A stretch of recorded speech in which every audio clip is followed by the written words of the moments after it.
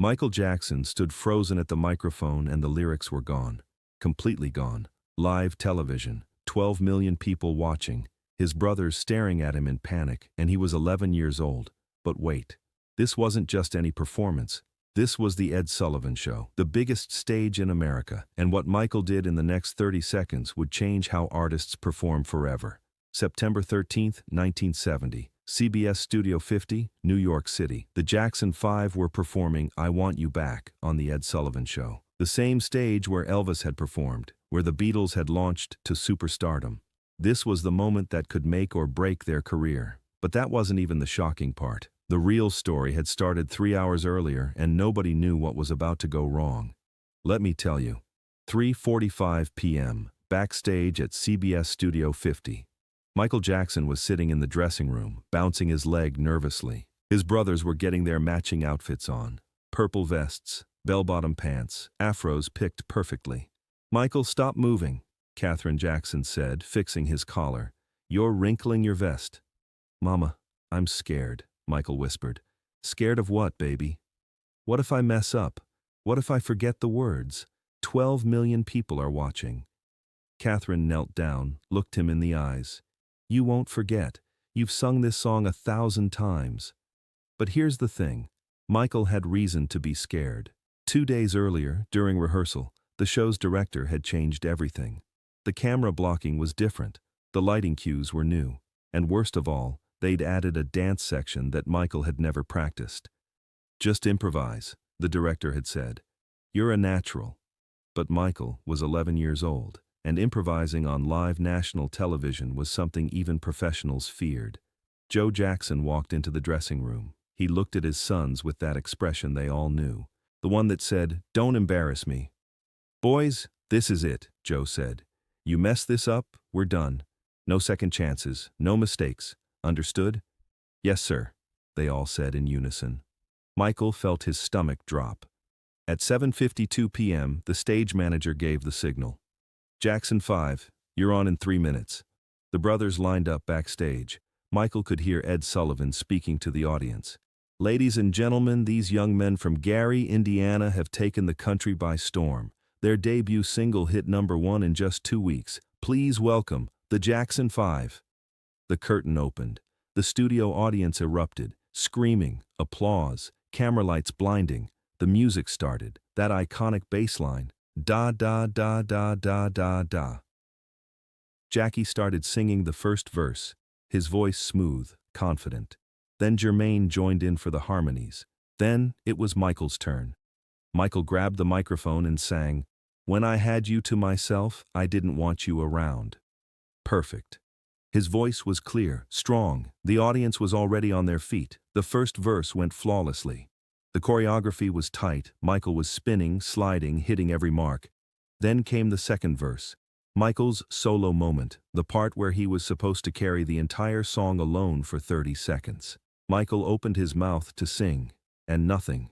His mind went completely blank. The lyrics, the words he'd sung 1,000 times, gone. The band kept playing. The bass kept thumping, but Michael Jackson was silent. 3 seconds passed. It felt like 3 hours. In the control booth, the director leaned forward. "What's happening? Why isn't he singing?" The camera operator zoomed in on Michael's face. You could see the panic in his eyes, sweat beading on his forehead, his mouth opening and closing like a fish out of water. Jackie looked over at Michael. Tito's eyes went wide. Jermaine whispered, "Michael, come on." But Michael was frozen. His hands gripping the microphone so tight his knuckles were white. Joe Jackson was standing in the wings, his face turning red, his fists clenched. Katherine grabbed his arm, whispering, "Give him a second, he'll figure it out." The studio audience was starting to notice. The screaming was fading. Confused murmurs were starting. People were looking at each other. Is something wrong? 5 seconds now. 5 seconds of dead air on live television. The band kept playing, but the bassist was looking back at the drummer. Should we loop? Should we stop? 6 seconds. 7 seconds. In living rooms across America, families were leaning closer to their TV screens. What's happening? Did the sound cut out? Michael looked out at the audience. 12 million people watching him fail. And then something happened. Something that nobody expected. Something that would become legendary. Michael's body started moving. He couldn't remember the lyrics, but his feet remembered the music. He started dancing. Not the choreographed dance they'd rehearsed. Something different. Something raw. Michael did a spin, then a slide. Then he moonwalked backwards across the stage. This was 1970. Nobody had seen the moonwalk yet. This was the first time Michael ever did it publicly. The audience gasped. His brothers were staring at him, confused but impressed. Michael kept dancing, filling the space where his voice should have been. His body was telling the story that his words couldn't. And then, at exactly 15 seconds in, Michael remembered the lyrics. He grabbed the microphone mid-spin and sang, "Oh baby, give me one more chance to show you that I love you." His voice was even stronger than before. The fear was gone, replaced by pure adrenaline. The audience exploded. People were jumping out of their seats, screaming louder than before. In the control booth, the director was shouting into his headset, "Camera 2, stay on him, don't move." Ed Sullivan was standing backstage with his mouth open. "Did you see that? Did you see what that kid just did?" The song finished. The Jackson 5 took their bow. The applause was deafening. As soon as the curtain closed, Michael collapsed into his mother's arms. "Mama, I forgot the words," he said, tears in his eyes. "I messed up."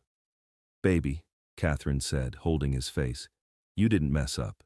You saved it." But Joe Jackson had a different reaction. He grabbed Michael by the shoulders. "What the hell was that? You forgot the lyrics on national television." "I'm sorry, Daddy, you improvised. You danced your way through it." Joe's expression changed. He almost smiled. That's exactly what a professional does.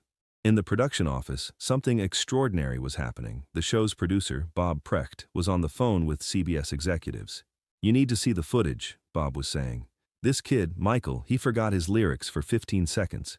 But he filled it with the most incredible dancing I've ever seen. We need to use this. We need to show people what happened." The next morning, September 14th, 1970, the phones at Motown Records wouldn't stop ringing. Radio stations, newspapers, magazines. Everyone wanted to know, who was that kid who danced when he forgot his lyrics? Berry Gordy, the founder of Motown, called Joe Jackson directly. "Joe, I just watched the tape. Michael didn't mess up. He created something new. That moment where he forgot the words and started dancing, that's star quality. That's the difference between a singer and a superstar." "But Mr. Gordy," Joe said, "he forgot the lyrics on national television." "Joe, listen to me. Elvis forgot lyrics. Sinatra forgot lyrics. Every great performer has that moment, but only the legends know how to turn it into magic. Michael did that at 11 years old. Do you understand what that means?" Joe was silent. "It means," Barry continued, "that we're not dealing with a talented kid. We're dealing with someone who has instincts that can't be taught. I want you to stop drilling perfection into him. Let him feel the music. Let him make mistakes, because his mistakes are better than most people's best."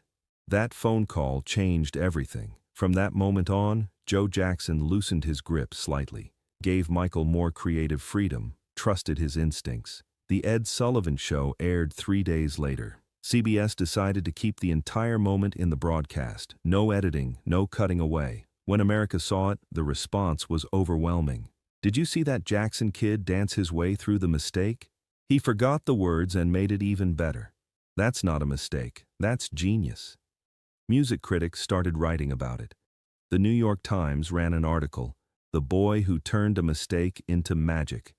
But here's where the story gets even more incredible. That 15-second moment of improvisation became Michael Jackson's signature move. From that day forward, Michael incorporated improvised dance breaks into every performance. It became his thing. The moment where the music kept playing, but Michael stopped singing and just danced. Decades later, in his Billie Jean performances, in his Bad tour, in every major concert, Michael would have that moment, that 15-30 seconds, where he'd let the music breathe and his body would take over. And it all started from forgetting the lyrics on the Ed Sullivan Show at age 11. Years later, in 1995, Michael was interviewed by Oprah Winfrey. "Michael," Oprah asked, "when did you realize you could think on your feet? That you could improvise under pressure?" Michael smiled. "September 13th, 1970. I was 11 years old and I forgot the lyrics to I Want You Back on live television." "You remember the exact date?" How could I forget? That was the day I learned that mistakes don't have to be failures. They can be opportunities. What do you mean? I was terrified. My mind went blank, but my body knew what to do. Dancing saved me that night, and I realized something. When words fail, movement speaks. When you can't remember the script, write a new one in the moment. Oprah leaned forward. So that famous pause you do in concerts, where you let the music play and you just dance.